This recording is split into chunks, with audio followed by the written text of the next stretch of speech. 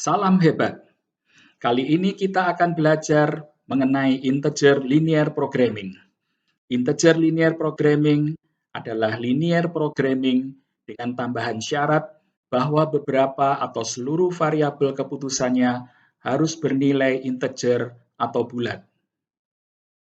Sebelum melangkah lebih lanjut, kita perhatikan ilustrasi berikut ini. Anda pasti sudah sangat familiar dengan problem ReadyMix. Kita coba review kembali problem ini. ReadyMix membuat cat eksterior dan interior dari dua macam bahan baku M1 dan M2. 1 ton cat eksterior membutuhkan 6 ton bahan baku M1 dan 1 ton bahan baku M2. Sementara 1 ton cat interior membutuhkan 4 ton M1 dan 2 ton M2. Persediaan harian maksimum untuk M1 sebanyak 24 ton. Sementara persediaan harian maksimum untuk M2 sebanyak 6 ton. Profit untuk setiap ton cat eksterior adalah $5.000. Sementara profit per ton untuk cat interior sebesar $4.000. Survei pasar menyatakan bahwa demand harian cat interior tidak dapat melebihi cat eksterior lebih daripada 1 ton. Demand harian maksimum cat interior sebanyak 2 ton. ReadyMix ingin menentukan product mix, yaitu berapa banyak cat eksterior dan cat interior yang harus diproduksi untuk memaksimumkan profit harian total. Dari persoalan tersebut, kita dapat mengembangkan model linear programming sebagai berikut. Ada dua variabel keputusan dalam persoalan tadi, yaitu X1 menyatakan banyaknya cat eksterior yang harus diproduksi per hari dalam satuan ton, dan X2 menyatakan banyaknya cat interior yang harus diproduksi dalam satuan ton. Fungsi tujuan adalah memaksimumkan total profit harian yang diperoleh dari produksi kedua jenis cat tadi. Sementara untuk batasannya terdapat 4 batasan, yaitu 2 batasan pertama menyatakan batasan bahan baku dan 2 batasan yang terakhir menyatakan batasan pasar dan demand. X1, X2 harus non-negatif atau lebih besar dari sama dengan 0. Dari model tersebut, kita memperoleh solusinya sebagai berikut. Pertama, profit maksimum harian total yang diperoleh sebesar $21.000. X1 sama dengan 3, artinya banyaknya cat eksterior yang harus diproduksi per hari adalah 3 ton. Sementara X2 sama dengan 1,5, artinya banyaknya cat interior yang harus diproduksi per hari adalah 1,5 ton. Sekarang kita melihat problem yang serupa, tapi tak sama. Masih berbicara tentang ReadyMix, tetapi saat ini yang dibuat bukanlah cat eksterior dan cat interior, tetapi perahu A dan perahu B. Dengan menggunakan dua macam bahan baku kayu M1 dan M2. Kalau kita perhatikan parameter-parameter yang digunakan masih tetap sama. Demikian pula survei pasar maupun demand harian maksimum angkanya masih sama. Problemnya sekarang, ReadyMix ingin menentukan product mix, yaitu berapa banyak perahu A dan perahu B yang harus diproduksi untuk memaksimumkan profit harian total.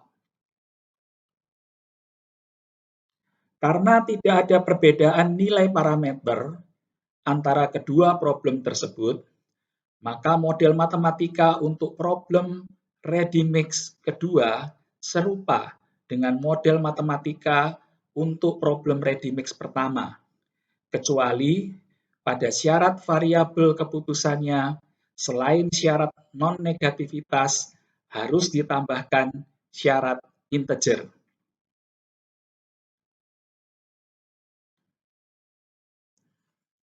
Model ini tidak dapat disebut lagi sebagai model linear programming, tetapi kita sebut sebagai model integer linear programming karena adanya tambahan persyaratan pada variabel keputusannya harus bernilai bilangan bulat atau integer. Kalau kita amati solusinya, maka solusi awal atau solusi dari problem pertama tidak menjadi solusi dari problem yang kedua.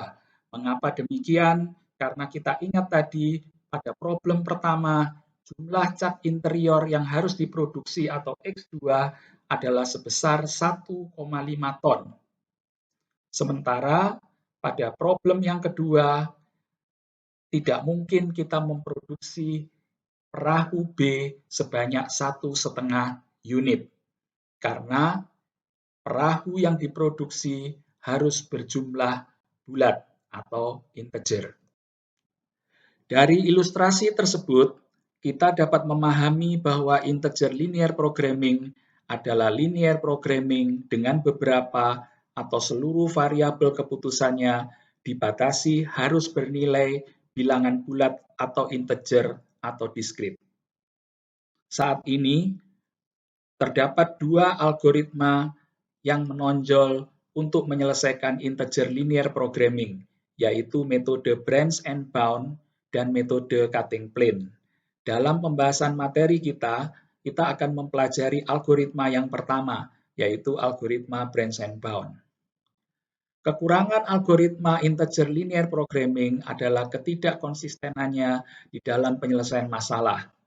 Ada perbedaan waktu yang sangat signifikan dalam penggunaan komputer untuk mencari solusi integer linear programming dibandingkan dengan solusi linear programming, khususnya apabila problem tersebut menggunakan cukup banyak variabel keputusan. Jika model tersebut mengharapkan semua variabel bernilai integer, maka model itu dinamakan pure integer programming. Sementara jika model hanya mengharapkan variabel-variabel tertentu bernilai integer, maka model itu dinamakan mixed integer programming. Dan jika model hanya mengharapkan nilai 0 atau 1 untuk variabel keputusannya, maka model itu dinamakan zero-one integer programming atau binary integer programming. Sekarang kita lihat ilustrasi kedua. Misalkan kita akan menyelesaikan model integer linear programming dua variabel yang mensyaratkan kedua variabel keputusannya bernilai non-negatif dan integer. Daerah penyelesaian dari model tersebut adalah daerah yang berwarna putih, seperti yang kita lihat pada slide berikut ini. Di dalam daerah penyelesaian ini, maupun pada sisi-sisi yang membatasi daerah penyelesaian ini, berisi titik-titik yang memenuhi semua batasan yang ada, dan titik-titik itu merupakan bilangan real. Di samping titik-titik yang berupa bilangan real itu tadi, kita juga mendapatkan titik-titik yang digambarkan secara tegas pada gambar berikut ini. Titik-titik yang dinyatakan secara tegas pada gambar berikut ini adalah titik-titik yang bernilai bilangan bulat atau integer. Sebagai contoh misalkan saya ambil titik ini adalah titik dengan koordinat 2,1. Artinya nilai X1 sama dengan 2 dan nilai X2 sama dengan 1. Berikutnya, kita juga melihat garis yang berwarna merah. Garis yang berwarna merah ini adalah garis fungsi tujuan yang akan membantu kita di dalam menentukan titik optimal. Misalkan fungsi tujuan dari model yang kita lihat berikut ini adalah fungsi maksimasi. Maka dengan bantuan garis fungsi tujuan ini, kita bisa memperoleh titik optimal dari model ini adalah seperti titik yang berwarna atau titik yang diberi tanda lingkaran merah berikut ini.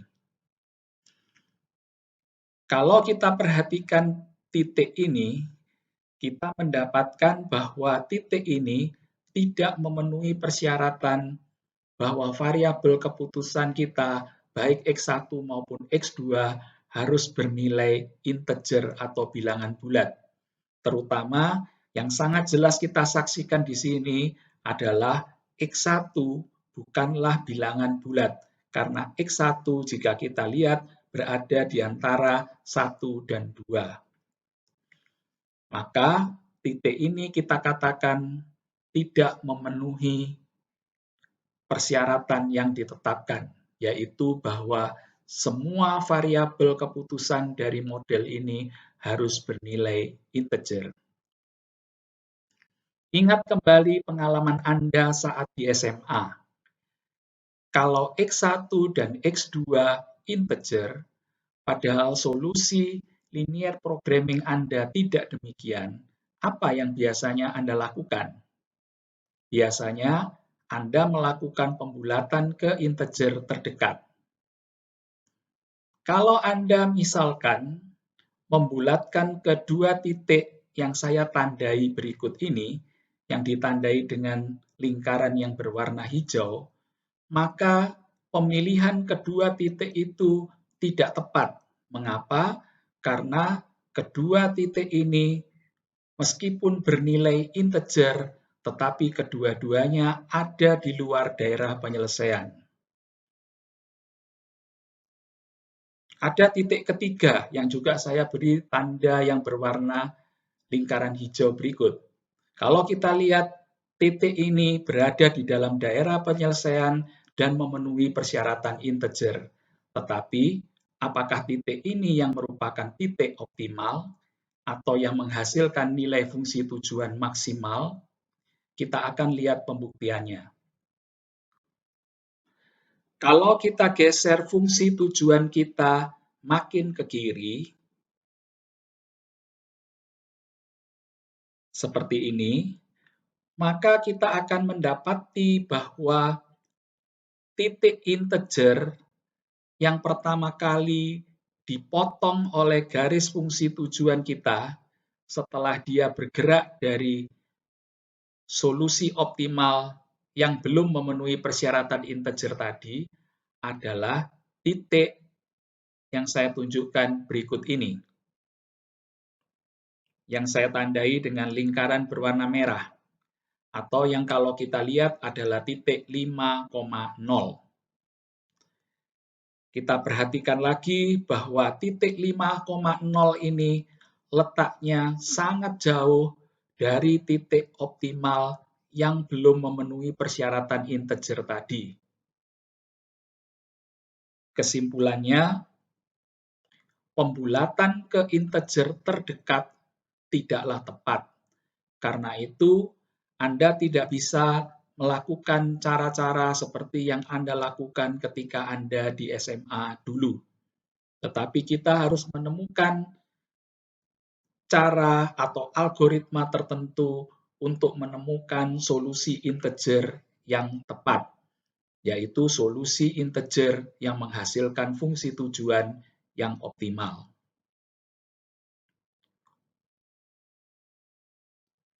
Bagaimana menyelesaikan integer linear programming?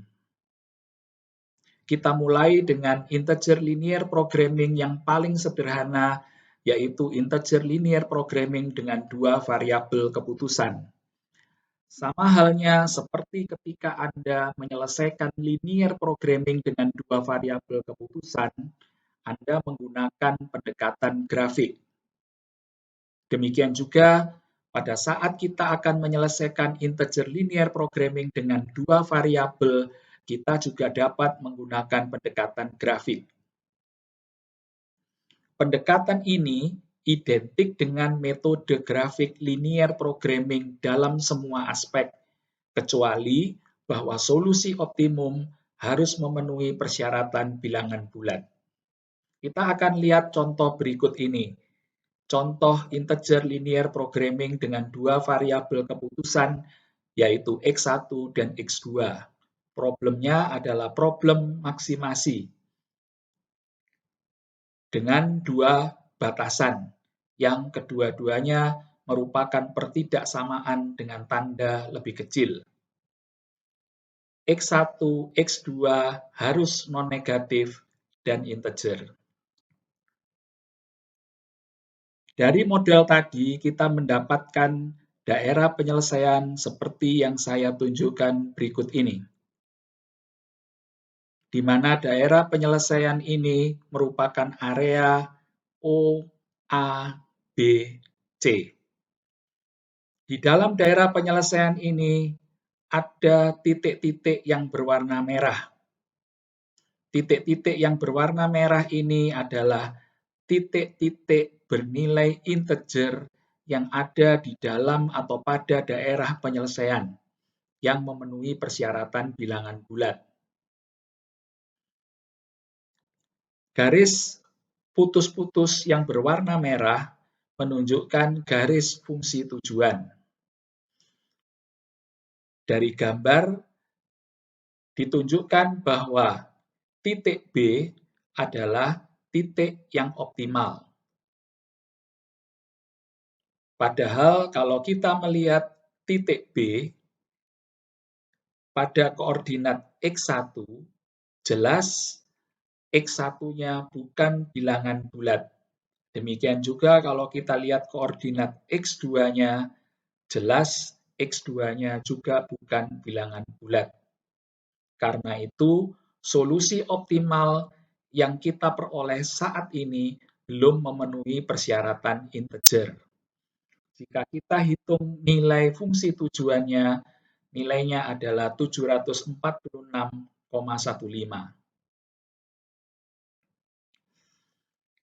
Karena belum memenuhi persyaratan integer itu tadi, maka garis fungsi tujuan kita gerakkan lebih ke kiri, sehingga memasuki daerah penyelesaian yang ada. Dan kalau kita gerakkan dia ke kiri, maka kita lihat sekarang integer pertama yang dipotong oleh garis fungsi tujuan kita, ketika kita gerakkan dia ke kiri dari kedudukannya semula, adalah titik A. Dan kalau kita lihat koordinat A di sini adalah 7,0. Artinya, baik X1 maupun X2-nya memenuhi persyaratan integer. Dan jika kita lihat atau kita hitung nilai fungsi tujuannya adalah sebesar 700. Contoh ini kembali lagi memperlihatkan bahwa ternyata solusi integer yang optimal posisinya jauh dari solusi optimal yang belum memenuhi persyaratan integer. Sehingga menguatkan kesimpulan kita tadi bahwa kita tidak bisa mencari integer terdekat sebagai solusi.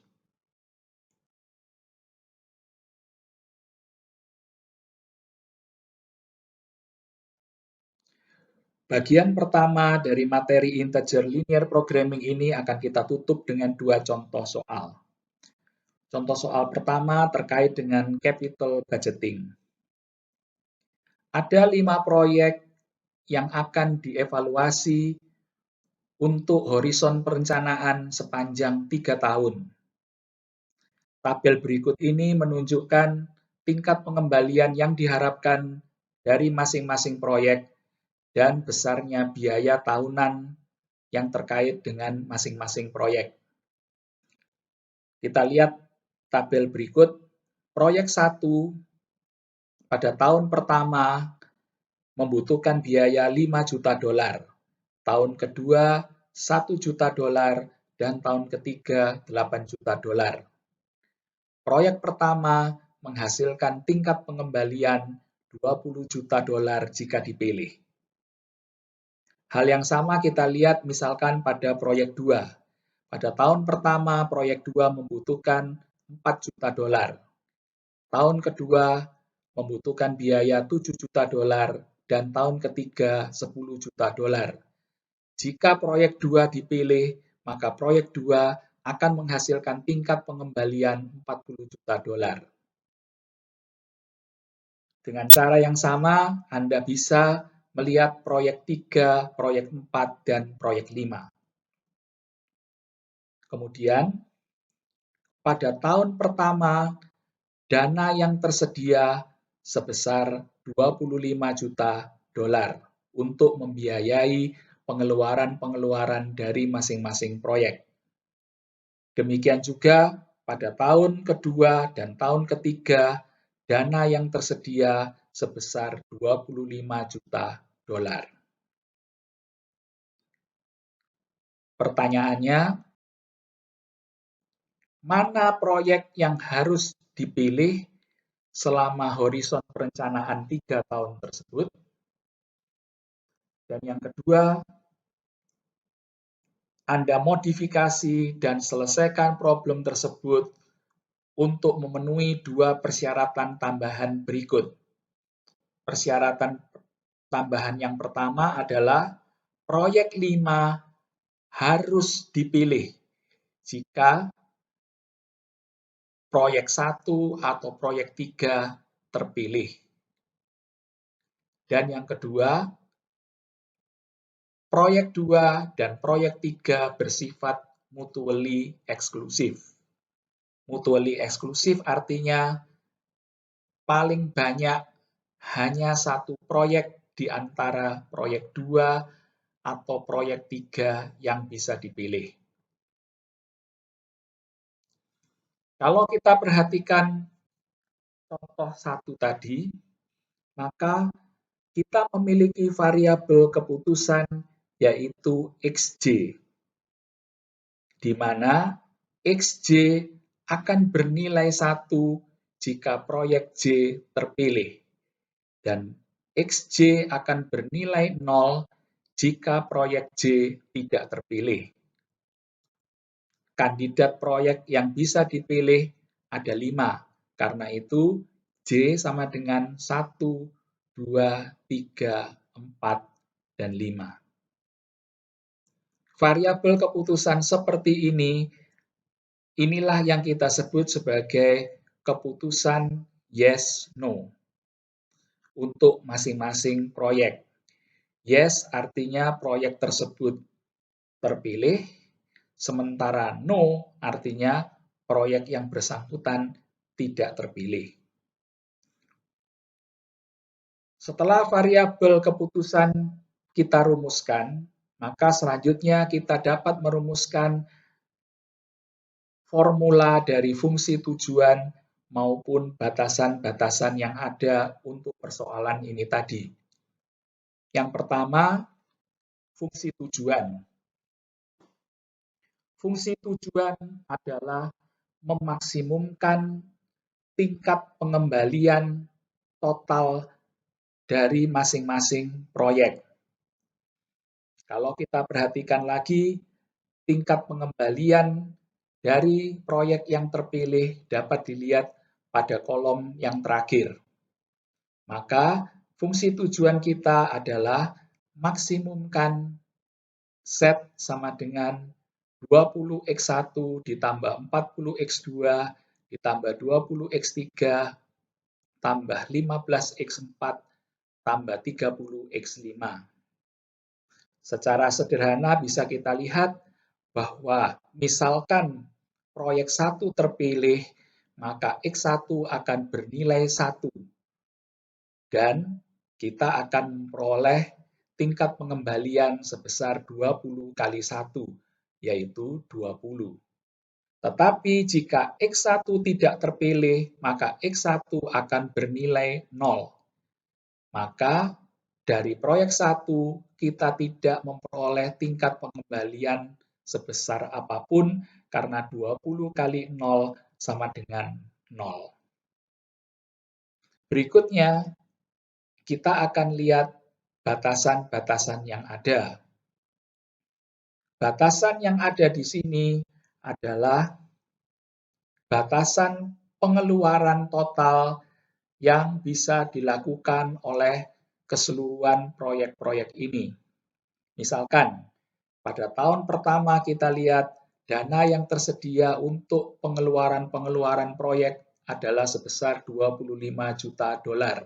Sementara masing-masing proyek pada tahun pertama mengeluarkan sejumlah biaya tertentu. Maka biaya total yang dikeluarkan oleh proyek-proyek tersebut tidak boleh melebihi dana yang tersedia. Jadi untuk tahun pertama 5x1 ditambah 4x2 ditambah 3x3 ditambah 7x4 ditambah 8x5 kurang dari sama dengan 25. Kita lihat misalkan proyek 1. Kalau proyek 1 terpilih, artinya X1 sama dengan 1, maka proyek 1 akan mengeluarkan biaya 5 kali 1. Sementara jika proyek 1 tidak terpilih, maka X1 akan bernilai 0. Artinya, pada tahun pertama, proyek 1 tidak mengeluarkan biaya apapun, karena 5 kali 0 sama dengan 0. Dengan cara yang sama, kita bisa merumuskan dua batasan yang lain, yaitu batasan dana pada tahun kedua dan batasan dana pada tahun yang ketiga. Terakhir, yang tidak boleh kita lupakan adalah batasan non-negativitas dan batasan yes-no untuk variabel-variabel yang ada. Bagaimana jika ditambahkan batasan bahwa proyek 5 harus terpilih apabila proyek 1 atau proyek 3 terpilih? Ini berarti bahwa jika proyek 1 terpilih, maka proyek 5 harus dipilih. Demikian pula jika proyek 3 terpilih, maka proyek 5 harus dipilih. Sebaliknya, jika proyek 5 terpilih, kita tidak harus memilih proyek 1 atau proyek 3. Kalau kita formulasikan tambahan batasan ini, maka kita akan memperoleh batasan sebagai berikut, yaitu X5 lebih besar dari sama dengan X1 dan X5 lebih besar dari sama dengan X3. Jika proyek 1 terpilih, maka X1 akan bernilai 1. Maka X5 mau tidak mau harus bernilai 1 supaya memenuhi batasan ini, yaitu X5 lebih besar dari sama dengan X1. 1 lebih besar dari sama dengan 1. Demikian pula, kalau proyek 3 terpilih, maka X3 akan bernilai 1. Sehingga X5 mau tidak mau harus bernilai 1 untuk memenuhi batasan X5 lebih besar dari sama dengan X3 atau 1 lebih besar dari sama dengan 1. Jika proyek 1 tidak terpilih, maka X1 akan bernilai 0. Sehingga X5 bisa saja bernilai 0 atau bernilai 1. Artinya, jika proyek 1 tidak terpilih, maka proyek 5 boleh terpilih atau tidak. Demikian pula jika proyek 3 tidak terpilih, maka X5 bisa saja bernilai 1 atau 0. Artinya, jika X3 bernilai 0 atau proyek 3 tidak terpilih, maka proyek 5 boleh dipilih atau tidak. Tambahan batasan berikutnya adalah jika proyek 2 dan 3 mutually eksklusif. Artinya antara proyek 2 dan proyek 3 paling banyak satu proyek saja yang dapat dipilih. Maka tambahan batasan ini bisa kita formulasikan sebagai berikut. X2 ditambah X3 lebih kecil dari sama dengan 1. Ini artinya bahwa baik X2 maupun X3 bisa saja kedua-duanya bernilai 0. Artinya, bisa saja proyek 2 dan proyek 3 tidak terpilih satupun, karena memenuhi 0 ditambah 0 lebih kecil dari sama dengan 1. Jika X2 bernilai 1 atau proyek 2 terpilih, maka X3 harus bernilai 0 supaya memenuhi batasan berikut, yaitu 1 ditambah 0 lebih kecil dari sama dengan 1. Begitu pula jika proyek 3 yang terpilih atau X3 sama dengan 1, maka X2 harus bernilai 0 supaya memenuhi batasan ini, yaitu 0 ditambah 1 lebih kecil dari sama dengan 1. Proyek 2 dan proyek 3 tidak mungkin kedua-duanya terpilih, karena jika demikian, maka X2 akan bernilai 1, demikian pula X3 akan bernilai 1, sehingga 1 ditambah 1 atau 2 pasti tidak memenuhi batasan ini, yaitu 2 lebih kecil dari sama dengan 1. Contoh integer linear programming yang kedua, yaitu mengenai fixed charge atau pengenaan biaya yang bersifat tetap. Suatu perusahaan Jobco sedang merencanakan untuk memproduksi sekurang-kurangnya 2.000 widget pada 3 mesin yang ada. Minimum lot size untuk masing-masing mesin adalah 500 widget. Artinya, mesin akan beroperasi kalau yang diproduksi minimum 500 widget. Tabel berikut ini menunjukkan data-data yang terkait dengan situasi tersebut. Kita perhatikan mesin 1 memiliki biaya setup 300 dan biaya produksi per unitnya sebesar 2 dengan kapasitasnya sebesar 600 unit. Data yang sama bisa kita lihat untuk mesin 2 dan mesin 3. Masing-masing memiliki setup cost, production cost per unit, dan kapasitas. Setup cost adalah biaya yang bersifat tetap. Artinya, jika mesin itu digunakan untuk memproduksi widget, maka biaya setup akan muncul. Berapapun widget yang diproduksi pada mesin 1, biaya setup-nya sebesar 300. Tetapi, jika mesin 1 tidak digunakan untuk memproduksi widget, maka biaya setup yang dikeluarkan juga tidak ada atau 0. Demikian pula halnya dengan mesin 2 dan mesin 3. Biaya setup akan tetap berapapun jumlah widget yang diproduksi pada mesin tersebut.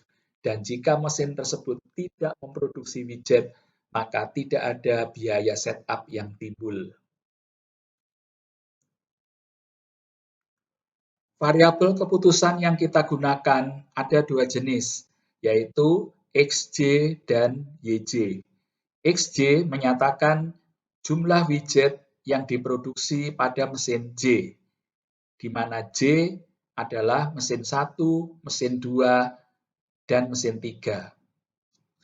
Sementara Yj menyatakan apakah suatu mesin J dipakai atau tidak.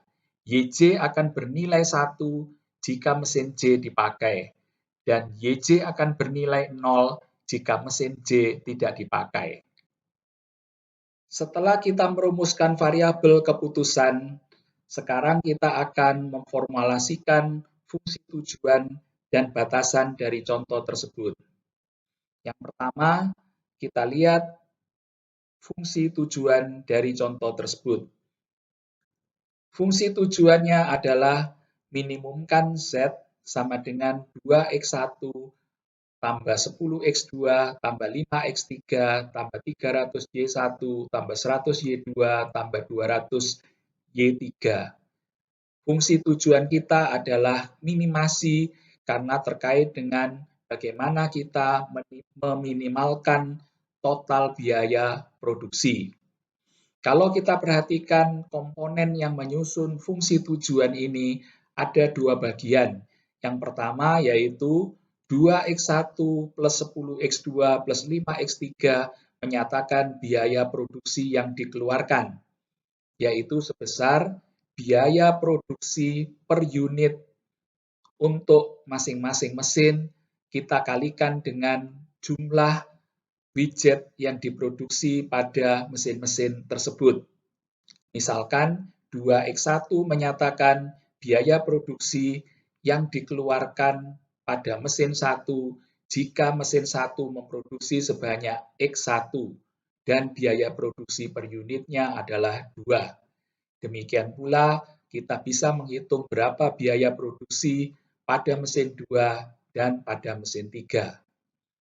Komponen kedua dari fungsi tujuan adalah biaya setup yang dikeluarkan, yaitu 300Y1 plus 100Y2 plus 200Y3. Y1, Y2, Y3 menyatakan apakah suatu mesin digunakan atau tidak. Misalkan 300Y1. Jika mesin 1 digunakan, maka Y1 akan bernilai 1. Artinya, biaya setup sebesar 300 kali 1 akan muncul. Sebaliknya, kalau mesin 1 tidak digunakan, maka Y1 akan bernilai 0. Artinya, tidak ada biaya setup yang dikeluarkan karena 300 kali 0 sama dengan 0.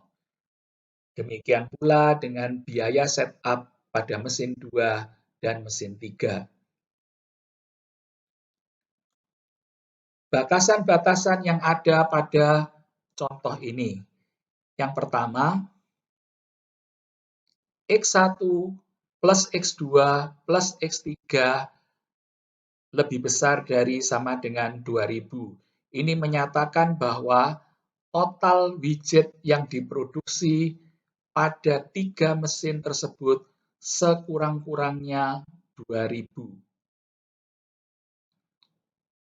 Batasan berikutnya adalah terkait dengan jumlah yang diproduksi pada masing-masing mesin tidak boleh melebihi kapasitasnya. Sebagai contoh, kita ambil X1 lebih kecil dari sama dengan 600 Y1. 600 adalah kapasitas dari mesin 1. Jika mesin 1 digunakan untuk memproduksi widget, maka X1 akan bernilai lebih besar dari 0.